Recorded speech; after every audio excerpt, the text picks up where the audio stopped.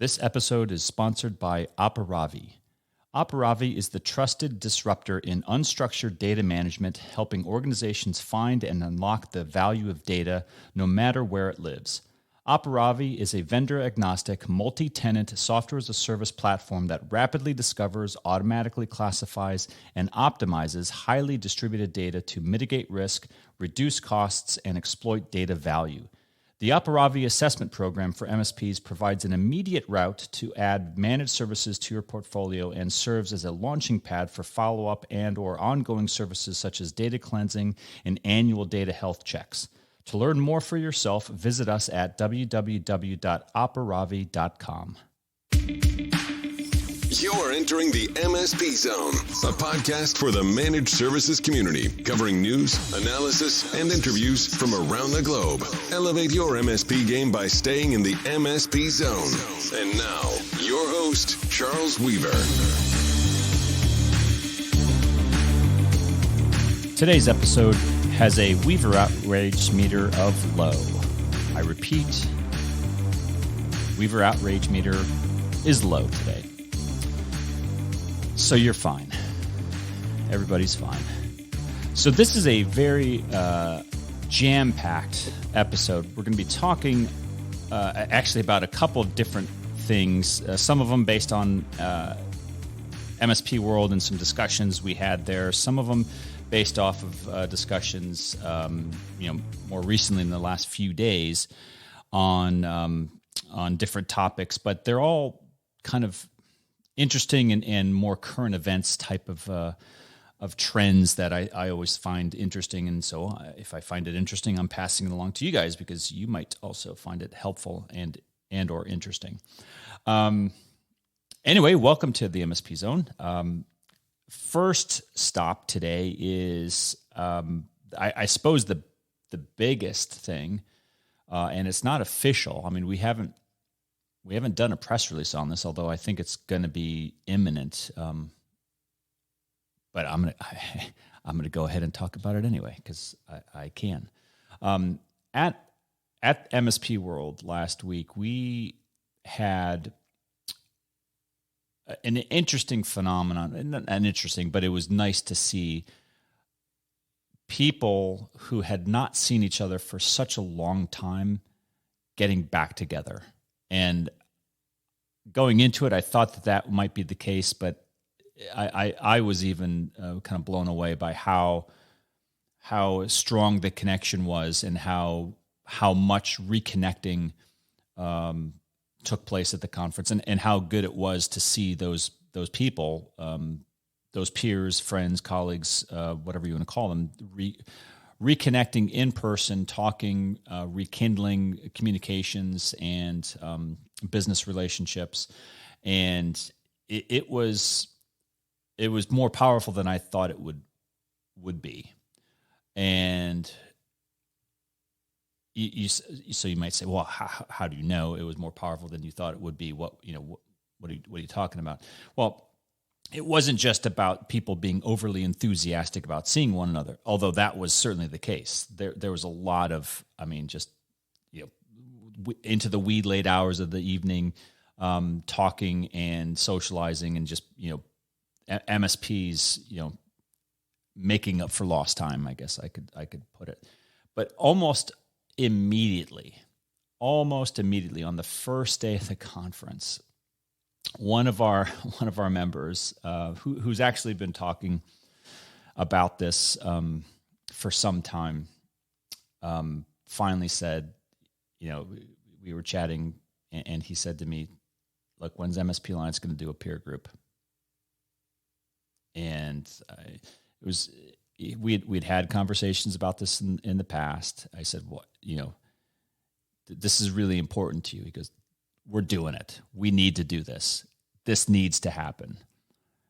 And I said, "Okay, let's make it happen. Why don't we communicate with people that are here? Let's start here. Let's talk to the folks and see what the temperature is for doing a peer group."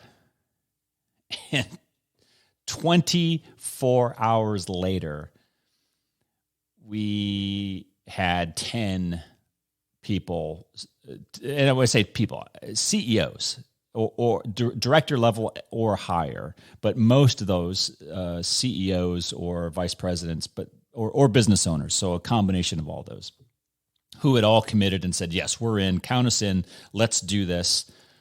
This needs to happen. And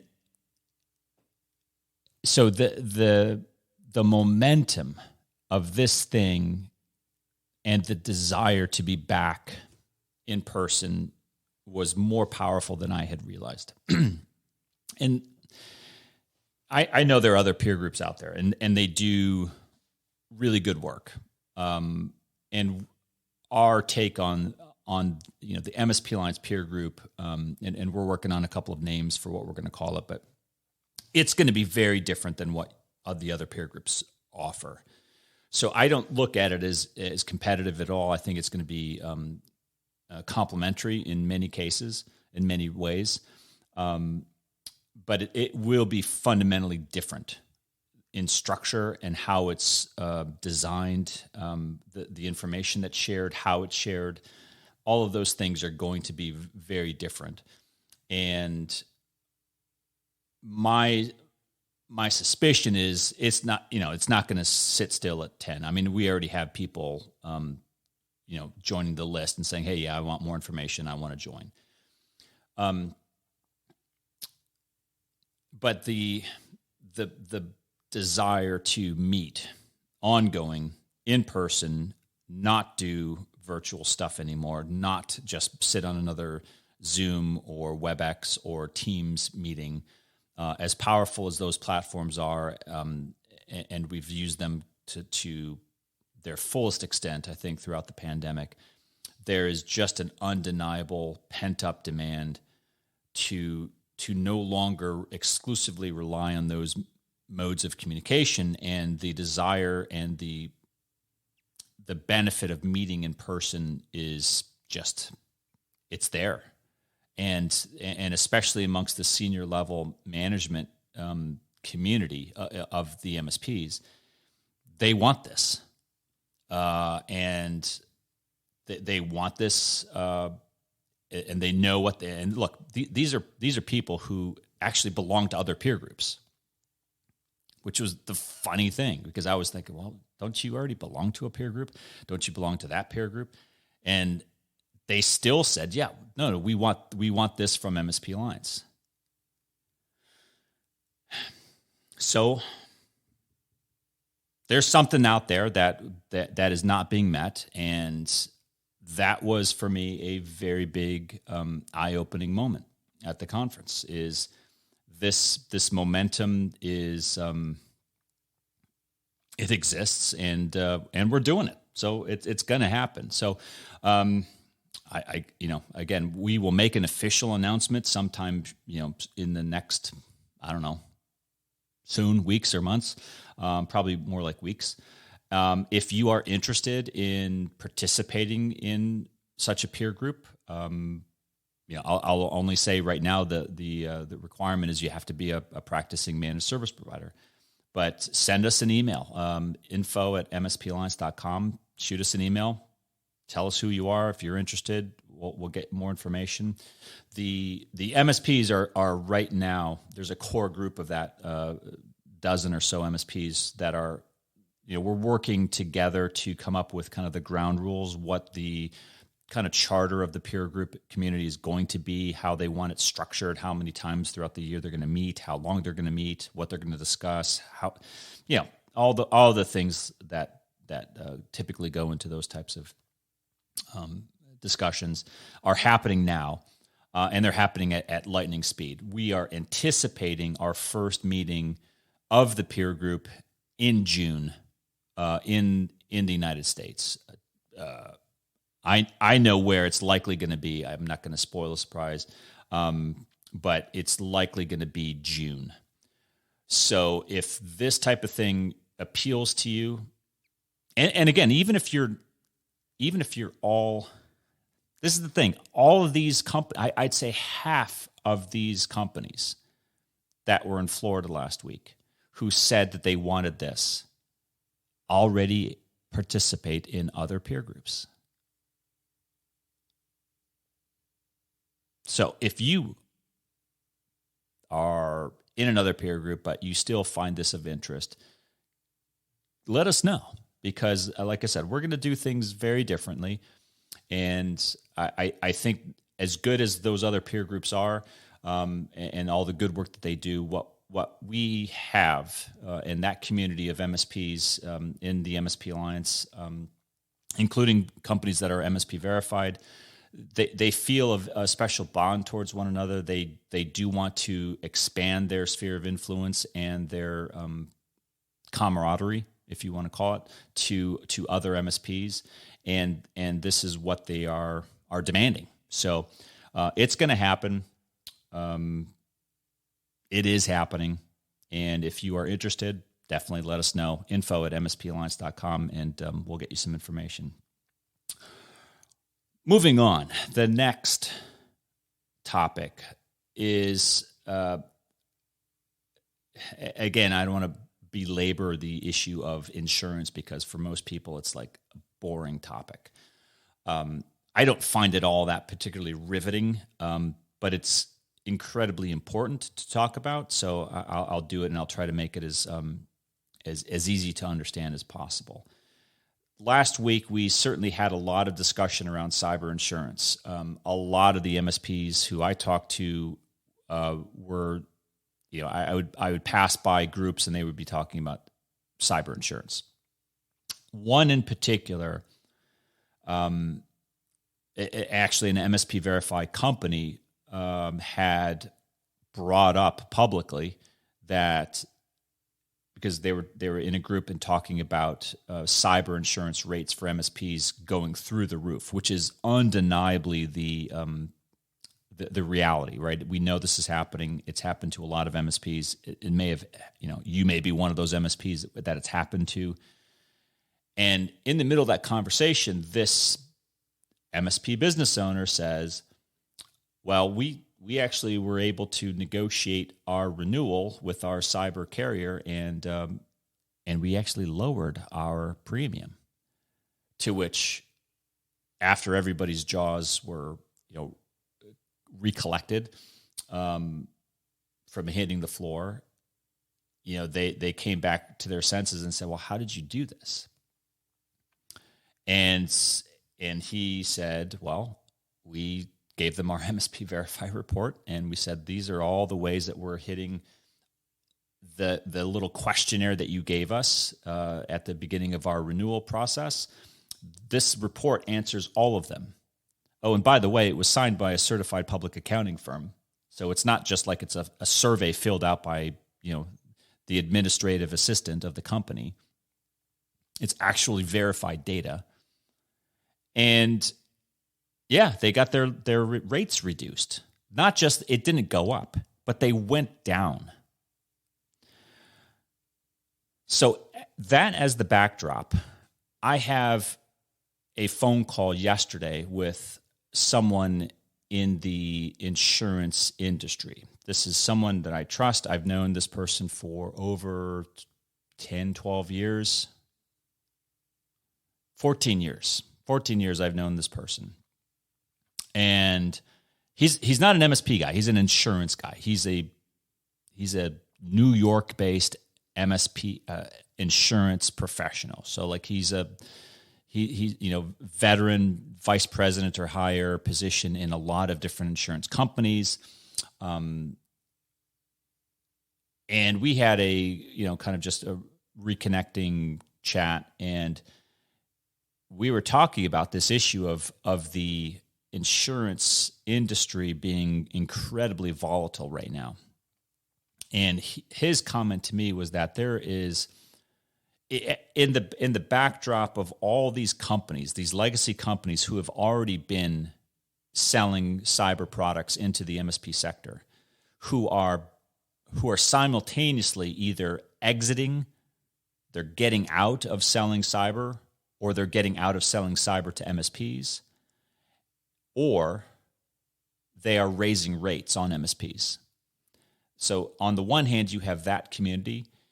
He said you have a ton of money. I can only presume he meant private equity, venture money, being funneled into the cyber sector.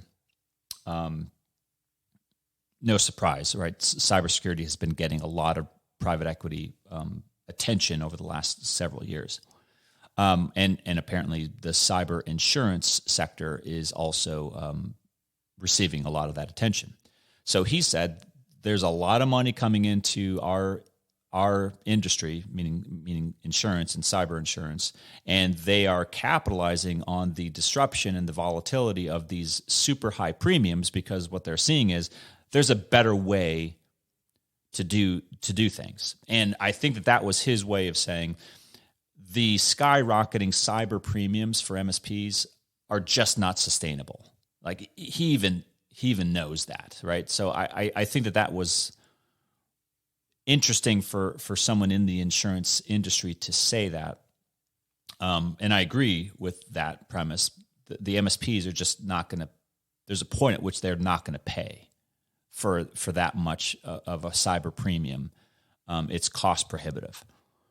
But nevertheless, MSPs still need cyber insurance. Customers need cyber insurance. So we were talking about the role of MSPs in the backdrop of MSPs having being dropped from their carriers, the carriers leaving the MSP business altogether, or just the general state of how difficult it is to obtain and maintain cyber insurance for MSPs.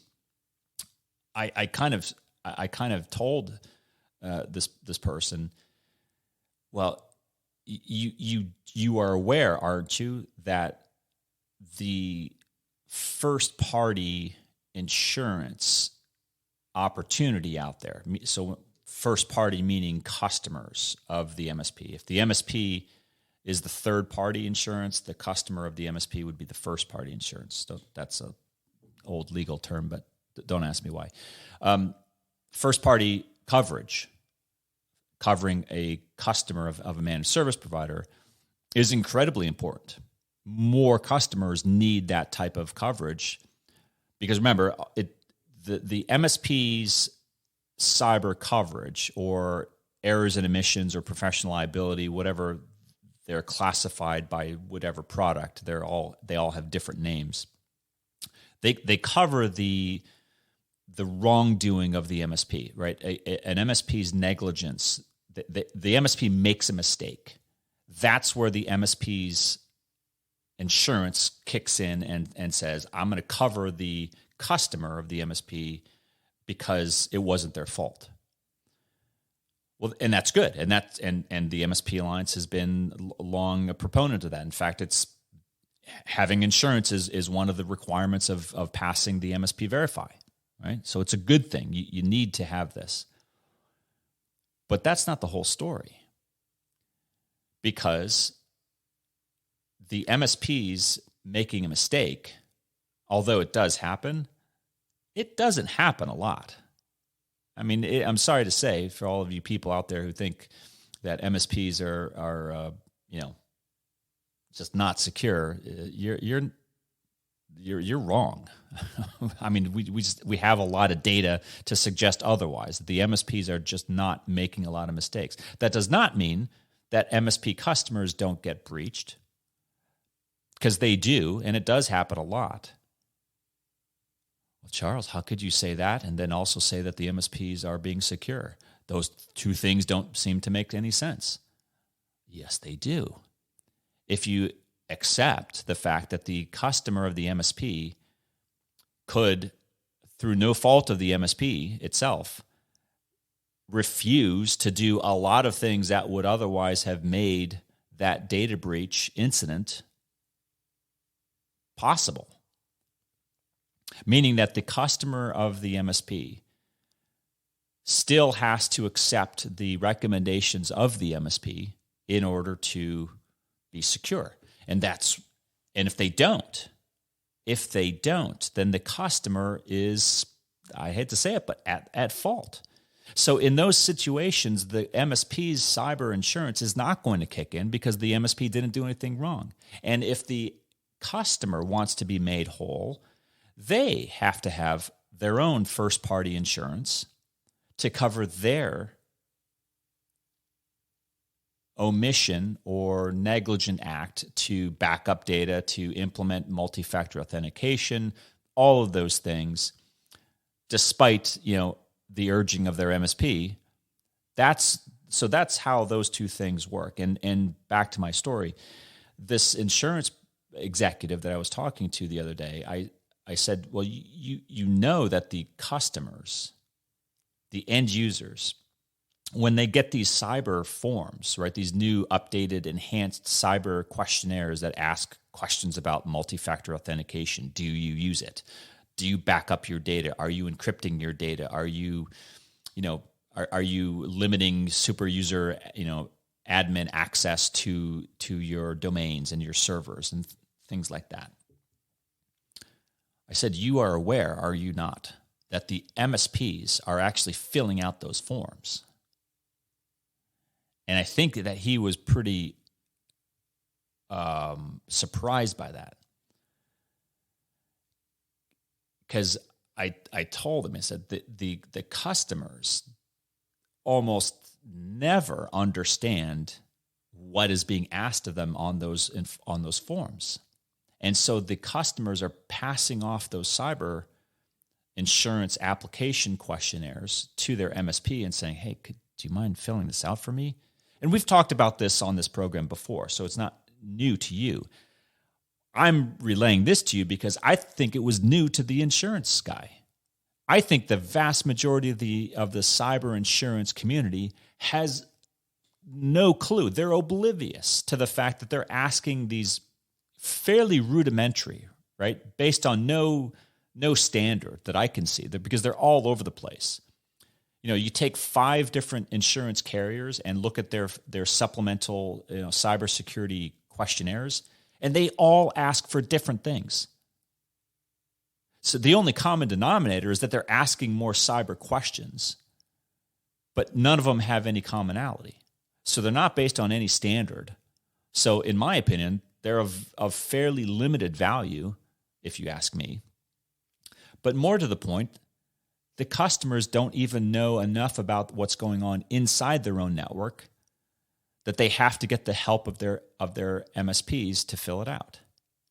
This is underscored even further by the fact that at MSPWorld last week, I heard of a handful of MSPs, a good number of MSPs who said they have created entire service product lines just to address helping a customer complete and do consulting around cyber insurance requirements that are helping the customer come to grips with what they don't have and how the MSP is going to finally get them to realize, yeah, you need to get these things in place, because if you didn't listen to us before, now you have the insurance company telling you need to have this, and they're finally listening. So I thought that was really interesting to have that kind of independent confirmation from the insurance sector of what is actually going on in cyber today, vis-a-vis the MSP community. Last, and these are just my top 3 takeaways. There's a ton more that I learned from the conference and just talking to MSPs, but these are the bigger overarching themes or trends that I kind of picked up on. Mergers and acquisitions and growth. And I was expecting a lot more attention around M&A and this so-called consolidation that everyone thinks we're in. We've been in a consolidation trend for like 20 years. It seems like every year someone's saying, well, we're ripe for M&A consolidation in managed services. Oh, really? For 20 years, we're ready to consolidate? Anyway, I was surprised last week. I did not hear a lot of talk about that. There were private equity companies there. There were MSP executives who are definitely are in an acquisitive mode, but there were an equal or greater number of MSPs who were just on what I'll call we have a lot of growth ahead of us, and this thing is going to get bigger before it gets smaller attitude. And it doesn't mean they're not going to take money. It doesn't mean they're not going to take investment money. But it certainly doesn't lend itself to any type of roll-up consolidation pressure that I see. At least the MSPs don't seem to be flustered or like panicked, like I got to sell today, I got to sell in 2022, or it's going to be too late. No, I mean, they all felt that valuations were going to maintain, maybe go up a little bit, but they certainly felt that we have not peaked. We're not on a downtrend. So valuations and EBITDA multipliers are staying where they're at, which is good because where they're at is pretty high. And they also felt that the growth potential is unprecedented. And I'm not saying that there weren't some challenges and some topics that were issues that need to be resolved, because there were plenty. And I'm not going to go over those right now. We'll talk about those at a future time. But just in terms of M&A and growth as a indicator of, are people leaving the MSP market or jumping in?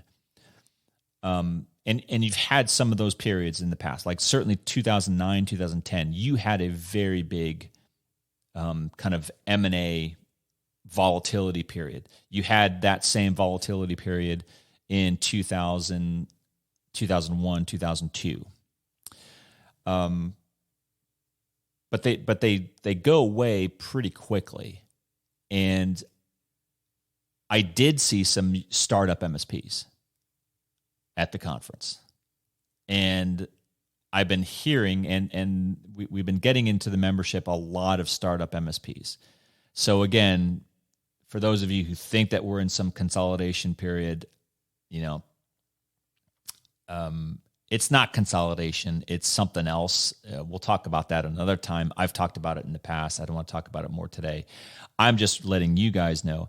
I felt I was a little surprised, but the overall enthusiasm of the mature MSPs and whether they felt, hey, it's time to get out and cash in our chips, or are we going to stick it out another 5-10 years? I'd say the consensus from last week is they're going to stick it out another 5-10 years. They think that there's that much upside potential, and it could go even, I think, further than 10 years from now. That they think that that's where the growth is, and there's still a lot more to come. We'll see. We've been with some, maybe a handful, like 3 or 4, not drawdowns, drawbacks. They're not even dips. They were just decreases in the growth trajectory. But for 25 plus years, the MSP profession has seen a pretty steady incline. And that is certainly one of my takeaways from talking to the executives, the people who actually, and these are not small companies. These are pretty big companies, and they're definitely on a growth trend. And to hear them speak, and to hear them speak with a fair amount of consistent optimism, I was pretty happy to hear that. Anyway, cyber insurance, peer groups, cyber education. These are a lot of things that we announced a lot of those things, talked about those topics last week. We're going to continue to talk about those over the next coming weeks and months. It's going to be a really exciting spring and summer. I'm yet, as always, amazed by the resilience and the strength of the global managed services profession. Really happy to be a part of it. And we're going to be doing some amazing things. So stick around, stay tuned. We'll have those announcements as they come in. That's all. Till next time. Thanks for listening. If you enjoyed today's episode, please give us a like. Make sure you are subscribed to the podcast so you will get notified when future episodes are released. We will see you next time in the MSP Zone.